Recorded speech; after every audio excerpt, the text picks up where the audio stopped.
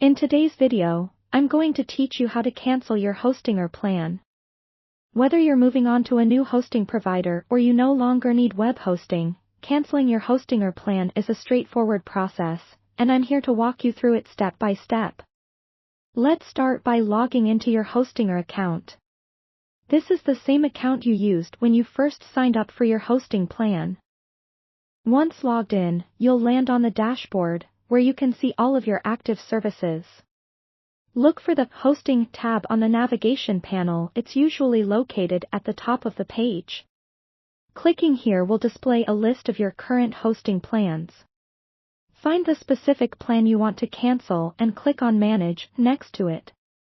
This will take you to a page with various settings and options for that particular plan.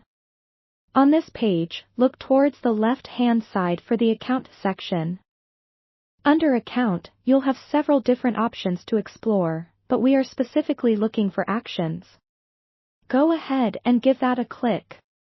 Here, you should see an option to deactivate account or something similarly worded. Click this option, and Hostinger will guide you through a short cancellation process. Hostinger values your feedback, so they may ask you why you're canceling your plan. Feel free to choose the option that most closely aligns with your reason or provide additional details if you wish. This information helps them improve and offer better services in the future. After you've provided your feedback, you'll be asked to confirm your decision to cancel the account. Make sure you really want to do this because canceling your account will lead to a loss of any associated data or services tied to this hosting plan. Once you are certain, go ahead and confirm the cancellation. Hostinger will usually send an email confirmation once the cancellation is complete. It's a good idea to check your email to ensure everything went smoothly.